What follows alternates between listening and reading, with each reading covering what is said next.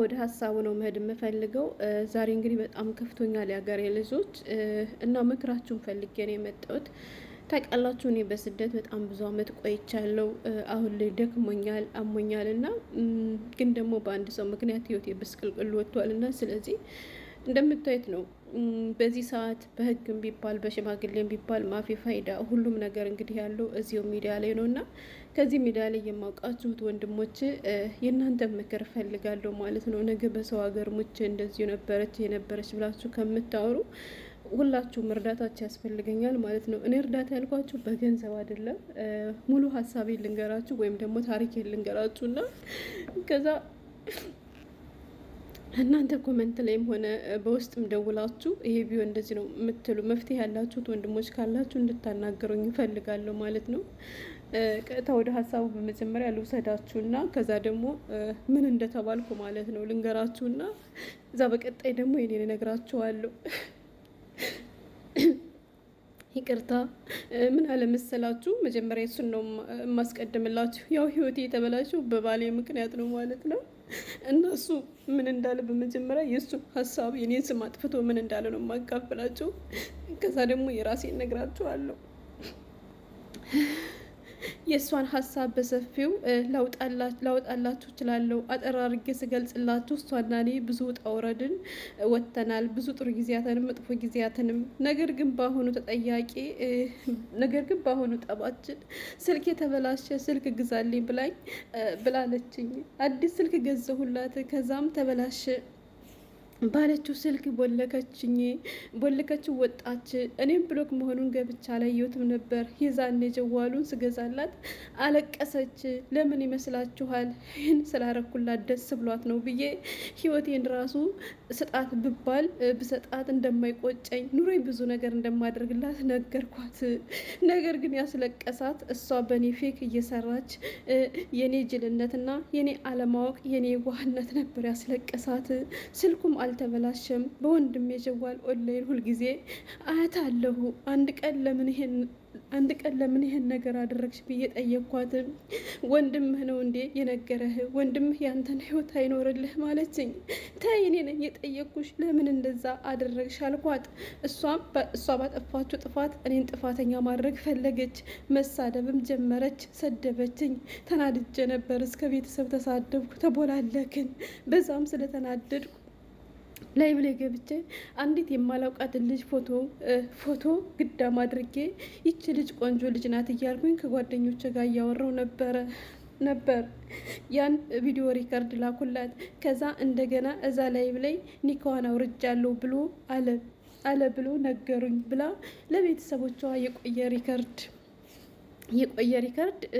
የሆነ ሰዓት ላይ ኒካቸው ተበላሽቷል ብለውን ኒካዋን ላወርድላት ነው ብዬ ባልኩት ሪከርድ እኔ ያልኩት ኒካዋን ላወርድላት ነው እንጂ ያልኩት እኔ ኒካዋን አውርጃለሁ አላልኩም። ካልኩት ሪከርድ ኒካዋን አውርጃለሁ ብቻ የምትለውን ቆርጣ ለቤተሰብ ላከች። ላይ ብላይ እንደዚህ አለብላ ላይቭ ላይ አብረው እየነበሩ ሰዎች አሉ። ስለ ሚስቴ ኒካ አላወራውም። በዚህ እኔ ላይ ክደት ፈጠረች። እናም ኒካ የለህም ሚስትህ አይደለሁም አለችኝ። ወንድ ጋር ፎቶዋን ትለቃለች። ላጤዋ እያለች የቲክቶክ messenger ትከፍታለች። አስጨረሰኝ እያለች ቲክቶክ ትከፍታለች። ተይ የከሌ ሚስት ነው የምትባይ፣ ባክሽን ካልፈለግሽ በውሸት አትጓዥ። ነገ ሌላ ታገቢያለሽ፣ ነገ ሌላ ታገቢ ትችያለሽ። የኔ ኒካ ይዘሽ ሀራም ትሰሪያለሽ፣ የሀራም ልጆች ትወልጃለሽ። ነይና ካልፈለግሽኝ አንቺ ፍች አይደለም 3 ፍች ፈታሽ ያለሁኝም አልኳት። ኒካዬን አወርደሃል፣ ኒካ የለንም አለችኝ። ቤተሰቦቿም እንደዚሁ አሉኝ። ነገ ጩቤ ይዞባት እንደሚመጣ አላወቁም። ነገ ዚና እንደምትሰራ አላወቁም። የሀራም ልጆች እንደምትወልድ አላወቁም። በውስታዞች ማስፈረድኩባት። በዚህ ኒካው አይወርድም። ማን ነው የላከልሽ? ሪከርዱም ሙሉን አምጪ። ይሄን ሲሏት የሰሙ 2 ምስክር አምጪ ተባለች። በውስታዞች ከየት ታምጣ? ዝም ብላ ይሄ ነው ማስረጃ፣ ሰው ነው የላከልኝ በማለት ቤተሰቦቿንም አሳመነቻቸው። ይሄ ነው የእሷ ቃላት። ቤተሰቦቿ ተሳድቦ እኔን ተሳድቦ አሁን ተሳድቤ ሊሆን ይችላል፣ ቤተሰቦችን ተሳድቦ እኔንም ተሳድቦ አለችም። አዎ ቤተሰቦቿንም እሷንም ተሳድቤ ሊሆን ይችላል በተናደድኩበት ሰዓት ያልፈታኋትን ሚስቴን ፈታሃታል ኒካ የለህም ስባል ቤተሰቦቿን እንደ ቤተሰቦች አከብራቸዋለሁ፣ ወዳቸዋለሁ። አሁን ግን ለእኔ እነሱ ብሰው ጥላት እንዲሆኑኝ ረዳቻቸው በውሸት። ይሄ ነው የእሷ ድምፅ ይላል ማለት ነው የሀገሬ ልጆች። እና ባልዋልኩበት ነው ያለኝ ማለት ነው። እኔ በፍጹም እንደዚህ አላልኩም። ወደ ራሴ ለመልሳችሁ ይሄ የምታዩት እንግዲህ ፎቶችን ነው። ይሄን ፎቶ ነው ሚዲያ ላይ እየለቀቀው ማለት ነው። ሌላ ፎቶም እንግዲህ ይለቃል እኔን ያናደድኩ መስሎት ወይም ደግሞ እኔን ምንድነው ለማስቀናት ብሎ እንግዲህ የብዙ ሴቶችን ፎቶ ይለቃል ማለት ነው። እንዲሁም ከኔም አልፎ ቤተሰቦችን ይሳደባል። ራሱም ሲናገር እንደሰማችሁት ነው። በጣም ነው የሚሰድባቸው ቤተሰቦች። ለቤተሰቦች ክብር የሚባል ነገር የለውም። በዛ ላይ የቤተሰቦችን ቦታ እሱ መያዝ ይፈልጋል። ታውቃላችሁ፣ ሁሉም የራሱ የሆነ ቦታ አለው እና የራሱን ቦታ ለቆ ቤተሰቦች ቦታ ላይ ሊቀመጥ ይፈልጋል። እኔ ደግሞ ያን እንዲያደርግ አልፈቅድለትም። ምክንያቱም ቤተሰቦች የሚሸፍኑልኝን ነገር እሱ አይሸፍንልኝም። ሁሉም በቦታው በደንበሩ ሲሆን ነው እና የሚያምረው ማለት ነው። እና ብቻ በጣም ስለደከመኝ ነው። እኔ ምክራችሁን ፈልጌ ነው፣ ሌላ ነገር አይደለም የሀገሬ ልጆች። እና እኔ እስከ ዛሬ ድረስ ማለት ነው ከየት እንደምጀምር አላውቅም። ብቻ እውነት ሁሉም ነገር በራሳችሁ ላይ ሲደርስ ግራ ነው የሚሆንባቸው ሀገሬ ልጆች። ለማውራት ራሱ ነው አቅም ያጣሁት ማለት ነው። ማለት ባደረጋችሁት ነገር በሰራችሁት ወንጀል ስትጠየቁ ስትወነጀሉ ችግር የለውም፣ ግን ምንም ባላጠፋው ጥፋት ማለት ነው። እንደሰማችሁት እንግዲህ እሱ ነው በቃ ተነጋገርን። ስንነጋገር የሴቶችን ፎቶ እያመጣ ላይቭ ላይ የኔ ቆንጆ የኔ ምን እያለ ይፖስታል። ብዙ ነገር አለ እኔን ለማስቀናትና እኔን ለማናደድ እያለ የማያደርገው ነገር የለም ማለት ነው። እና በቃ እንደሰማችሁት ስሜታዊ ሁኜ ቤተሰቦቿን ተሳድቤ ያለው አለ። ስሜታዊ ሁኜም ኒካ አውርጃለሁ ብዬ ልል እችላለሁ አለ ማለት ነው። ብቻ ምትበላችሁ ከየት እንደምጀምር አላውቅም። የሀገሬ ልጆች ቸግረው ገብቶኛል እና ምክራችሁን ለግሱ። እምላችሁ መስሏችሁ ነው? አልላችሁም። ለምን? ጀግና ስለሆንኩ ማለት ነው።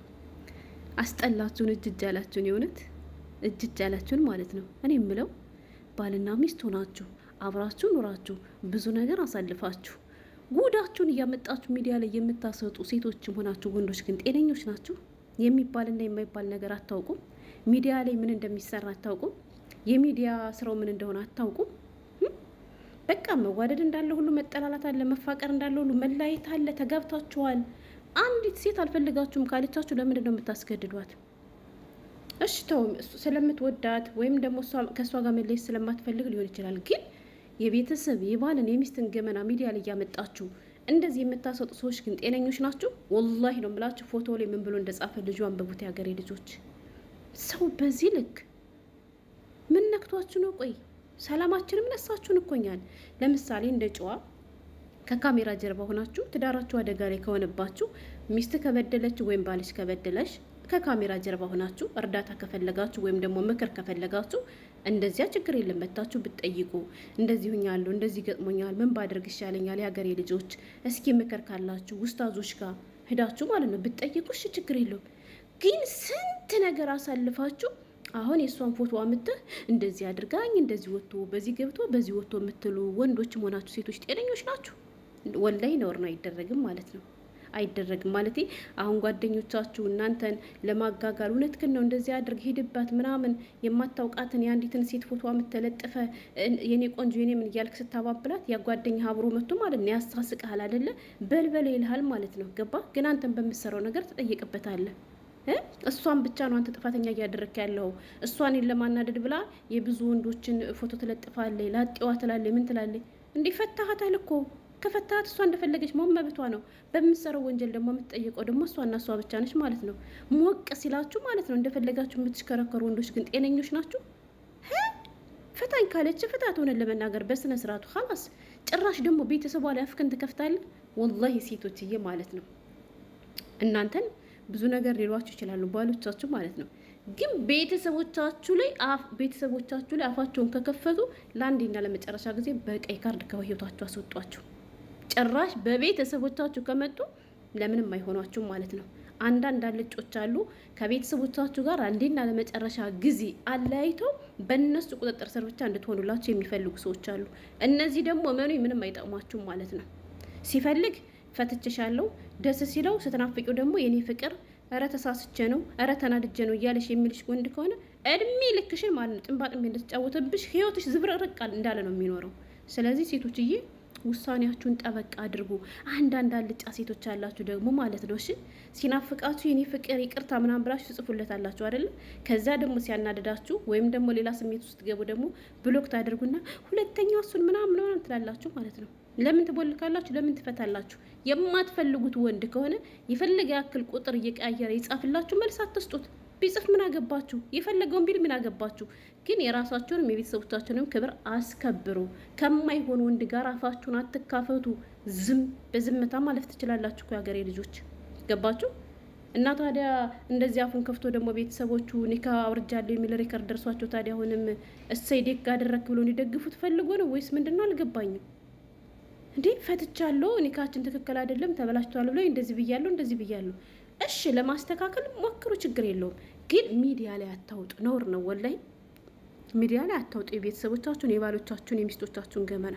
በብዙ ነገር እኮ ልትበዳደሉ ትችላላችሁ። ግን በቃ አይደል ወይ በሽማግሌ ወይ በህግ ጨርሱ፣ ነውር ነው። ለማንኛውም መግቢያ ላይ ያካፈልኳችሁ ጽሁፍ ማለት ነው ልጁ የሷንና የሱን ፎቶ ፖስቶ ምን አድርጋህ ነው እያሉ ኮመንተሮች ሲጠይቁት ለኮመንተሮች የሰጠው መልስ ነው። እነዚያ ኮመንተሮች እኮ አውቋችሁም አታውቋቸውም የእናንተን ህይወት አይኖርላችሁም በነገራችን ላይ። ወይም እኮ ደግሞ ነገ ልትታረቁ ትችላላችሁ። እንዲህ ተረካክሳችሁ ግን ብትታረቁ ውስጣችሁ ራሱ ሰላም አይኖረውም ማለት ነው። እና የሚባልና የማይባል ነገር ለዩ እና እነ ጽሁፍ ልጁ የጻፈውን ጽሁፍ ነው ያካፈልኳችሁ ማለት ነው።